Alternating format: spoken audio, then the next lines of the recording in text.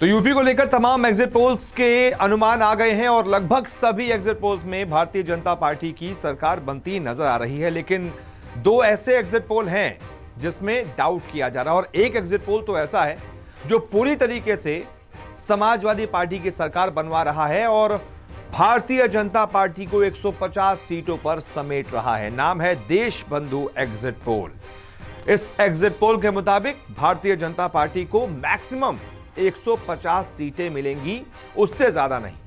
और इस exit poll के मुताबिक समाजवादी पार्टी यूपी में एक बार फिर से 2012 के बाद एक बार फिर से अब सरकार बनाने जा रही है। उसको 228 से 244 सीटें मिलने का अनुमान है। वहीं बीजेपी को सिर्फ और सिर्फ 134 से 150 सीटें मिलने का अनुमान इस एग्जिट पोल में जताया गया है।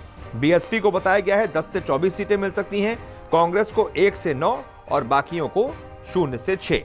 तो इस एग्जिट पोल के मुताबिक भारतीय जनता पार्टी की सरकार जा रही है और अखिलेश की सरकार आ रही है।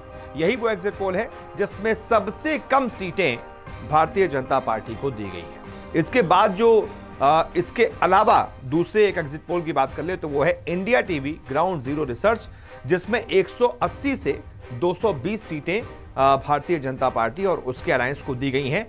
उसमें भी ये कह सकते हैं कि ये एग्जिट पोल भी बहुत कम ही बता रहा है, क्योंकि बाकी एग्जिट पोल देख लीजिए, चाहे आप न्यूज़ 24 चाणक्य देख लीजिए या फिर आप एबीपी का देख लीजिए, आप रिपब्लिक का देख लीजिए, सब में 250, 260, 270, 294 तक सीटें दी जा रही हैं। बड़े आराम से क्लियर मेजॉरिटी योगी सरकार को दी जा रही है। लेकिन ये दो ऐसे एग्जिट पोल हैं, देश बंधु का और India TV ground zero research, जो कि थोड़ा डाउट कर रहे हैं। देश बंधु ने तो क्लियर कर दिया है कि बीजेपी की सरकार ही नहीं बन सकती, उसकी मैक्सिमम 150 सीटें आएंगी। और इसके मुताबिक, इसका रीजन ये है देश बंधु के मुताबिक कि बाकी जो लोगों ने रिसर्च किया है उसमें उन्होंने जो बीजेपी के खाते में वोट डाले हैं, माने हैं, वो भी कई वोट जो हैं वो अखिलेश सरकार को गए हैं, अखिलेश के जो है पार्टी को या फिर उनके अलायंस को गए हैं। इसलिए उनकी सरकार आ रही है और बीजेपी की सरकार जा रही है। अब देखना दिलचस्प होगा कि आखिरकार जब 10 तारीख को नतीजे आएंगे तो फिर किसका एग्जिट पोल